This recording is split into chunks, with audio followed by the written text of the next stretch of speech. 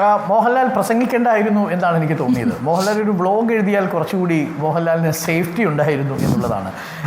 മോഹൻലാലിനെ കൊണ്ടിത് കഴിയില്ല. മോഹൻലാൽ പ്രതിരോധിച്ച് ദുർബലനായതാണ് നമ്മൾ കണ്ടത്.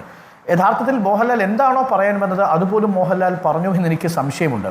നിങ്ങളെല്ലാം ചോദ്യങ്ങളുമായാണ് വന്നിരിക്കുന്നത്, എൻ്റെ കയ്യിൽ ഉത്തരങ്ങളില്ല എന്നാണ് മാധ്യമപ്രവർത്തകരോട് പറയുന്നത്. പിന്നീട് എന്തിനാണ് അദ്ദേഹം മാധ്യമങ്ങളെ അഭിമുഖീകരിച്ചതെന്ന് എനിക്കറിയില്ല.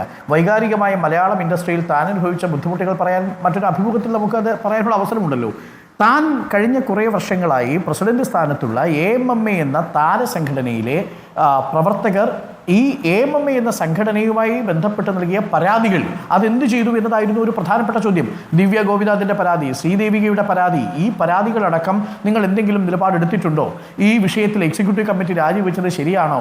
AMMയിലെ അടക്കം താരങ്ങൾ അനുഭവിക്കുന്ന പീഡനങ്ങളെക്കുറിച്ച്, അവരുടെ തൊഴിലവകാശങ്ങളിലെ ലംഘനങ്ങളെക്കുറിച്ച് മാധ്യമപ്രവർത്തകർ ചോദിക്കുമ്പോൾ ആ സംഘടനയുടെ പ്രസിഡന്റായിരുന്ന ഒരാൾ വന്ന് പറയുകയാണ്, നിങ്ങൾക്കൊക്കെ ചോദ്യമുണ്ട്, എൻ്റെ കയ്യിൽ ഉത്തരങ്ങളില്ല എന്ന് പറയുമ്പോൾ വിവസ്ത്രനായി പോയി എന്നത് മാത്രമാണ് എനിക്ക് തോന്നുന്നത്. മാത്രമല്ല അതൊരു എന്താണ് നമ്മൾ മോഹൻലാൽ പോലെയുള്ള ഒരു നടൻ, ഇപ്പോൾ പൃഥ്വിരാജ് വന്ന് കാര്യങ്ങൾ കുറേയൊക്കെ വിശദീകരിക്കാൻ ശ്രമിച്ചു. പക്ഷേ പൃഥ്വിരാജ് പറഞ്ഞതിലൊക്കെ വൈരുദ്ധ്യങ്ങളുണ്ട് എന്നുള്ളത് പിന്നീട് നമ്മൾ മനസ്സിലാക്കി. എങ്കിൽ പോലും മാധ്യമങ്ങളുടെ ചോദ്യത്തിന് ഒരു ധാരണയുടെ അടിസ്ഥാനത്തിൽ അദ്ദേഹത്തിന് മറുപടി പറയാൻ കഴിഞ്ഞു എന്നുള്ളതാണ് ഇതിൻ്റെ പ്രധാനപ്പെട്ട പ്രശ്നം. ഈ ഒളിച്ചോട്ടമായിരുന്നു ഇതിലും ഭേദം.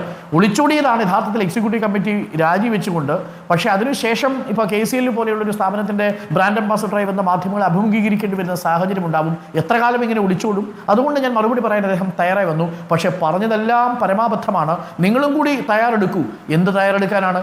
AMMA എന്ന് പറയുന്ന സംഘടന, ആ സംഘടനയിലെ വലിയ താരങ്ങൾ, ഒരു സിനിമയുടെ മുടക്ക് മുതലിൻ്റെ 75% ഈ താരങ്ങൾ വാങ്ങുമ്പോൾ ആ താരങ്ങൾ ഒരു നിലപാടെടുത്താൽ ആ പ്രൊഡ്യൂസർക്ക് അത് സാധ്യമാക്കി കൊടുത്തേ പറ്റൂ.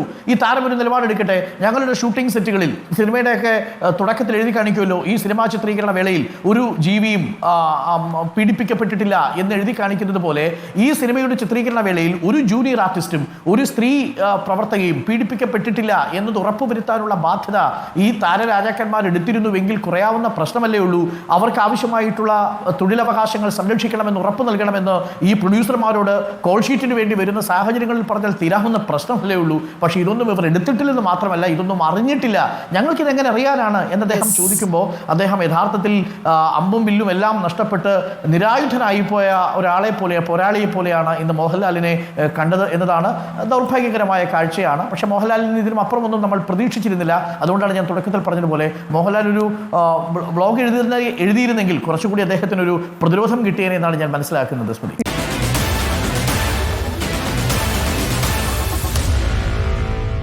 Meet the editors.